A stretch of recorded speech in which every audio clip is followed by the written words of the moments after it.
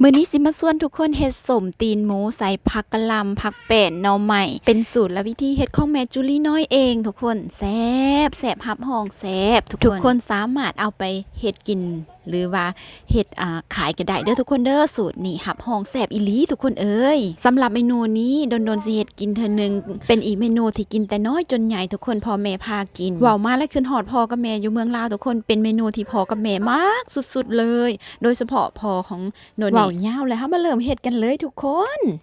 ก่อนอื่นเฮาได้ตีนหมูมาแต่ตลาดเนาะทุกคนเนาะก็สิได้ถุงประมาณนี้แม่จุลี่สิได้ประมาณนี้ปริมาณหั่นแหละแต่เฮาเด้อพอใจอยากเอาสำใดทุกคนก่อนอื่นใดอันนั้น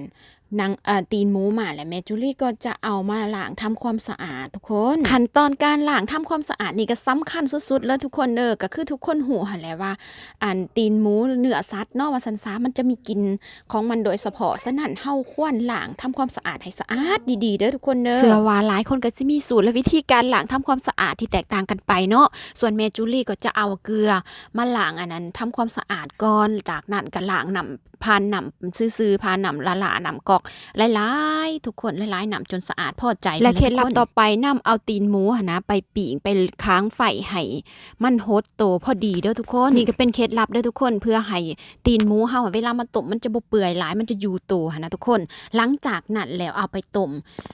ให้ตีนหมูเฮาเปื่อยในระดับที่เฮาพอใจเนาะมันดีแล้วเฮาเช็คเบิ่งมันได้ทีแล้วก็เอาออกมาทุกคนหลังจากต้มตีนหมูสุกแล้วอันนั้นซอยตอนที่เฮาพอใจแล้วมาต่อด้วยผักกะหล่ำผักแป้นเฮาจะซาวเกลือไว้ประมาณ30นาทีเด้อทุกคนเด้อให้เราหยุบอยู่โตแล้วเฮาจึงเอามาคั่นเอาน้ำมันออกแบบนี้เลยทุกคนแล้วก็ล้างลายๆน้ำผักให้สะเด็ดขั้นตอนต่อไปเฮามาเกี่ยมน้ำเฮาสิเฮ็ดอันนั้น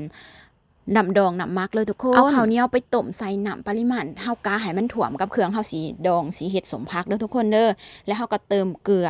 แล้วน้ำตาลส่วนผู้ที่อยากอันนั้นใส่แป้งนัวก็สามารถใส่ได้เลยเด้อทุกคนตอนนี้แล้วมาคนทุกอย่างให้มันละลายอยู่ในน้ำนี่เลยทุกคนและซิมเบิ่งรสชาติกะให้มันพอดีแล้วก็เป็นที่อันว่าได้ทุกคนขั้นตอนต่อไปแม่นเอาทุกอย่างที่เฮาเตรียมไว้มันลงอ่างผสมเนาะทุกคนเนาะบ่ว่าจะเป็นผักหรือว่าตีนหมูที่เฮาเตรียมไว้ทุกคน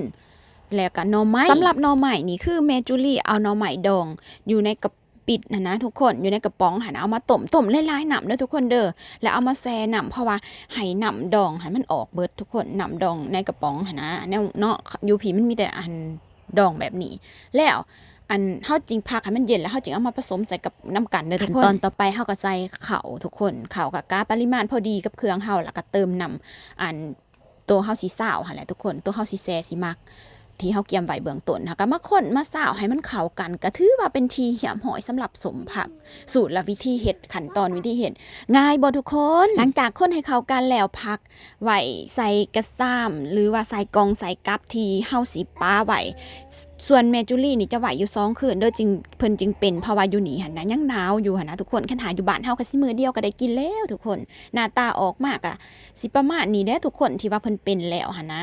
รอถาเบิ่งนํกันเด้อตอนนี้กำลังเฮาสิใส่ถุงอยู่ทุกๆขั้นตอนสำคัญเบิดเด้อทุกคนเด้อแต่ว่าอยากเพิ่มเติมวิธีอันนั้นล้างตีนหมูให้ทุกคนได้เอาไปใส่กันเพิ่มเติมเคล็ดลับตีนหมูหั่นนะทุกคนอยากให้มันสะอาดก็คือว่าให้เอาอันนั้นตีนหมูที่เฮาต้มแล้วขั้นตอนที่เฮากำลังสิเอากระดูกออกหั่นหลังจากเอากระดูกออกแล้วนะให้ทุกคนล้างเกลือแล้วก็น้ำสมสายสู่อีกหอบหนึ่งเด้อทุกคนให้มันเมือกมันอีหยังต่างๆให้มันออกจนเบิดเพื่อสำคัญได้ทุกคนกินข้าวกินเม้นตัวนี้ก็จะบ่มีอีกแล้วก็เอาไปล้างน้ำสะอาดหลายๆหอบแล้วต่อไปให้แม่นเอามาแช่น้ำตานั้นเข้ามาเด้อทุกคนเด้อแล้วกินก็สิบ่มีสะอาดทุกคนสังเกตเบิ่งเด้อนี่น้ำดองนี่จะบ่มีเมือกบ่มีมันเห็นบ่และหนังหมูก็จะขาวงามคาถาเฮาล้างนั้นตีนหมูได้นะทุกคนเท่านั้นแหละคิดว่าทุกคนหลายๆคนก็เฮ็ดเป็นแต่เชื่อว่าวิธีมันก็จะแตกต่างกันออกไปแต่วิธีแม่จุลี่นี่ประมาณนี้เลยทุกคนหวังว่าคลิปนี้สิเป็นประโยชน์ให้กับหลายๆคนบ่หลายกันหน่อยเนาะทุกคนเนาะขอบใจเด้อและพอกันวิดีโอหน้าเด้อทุกคน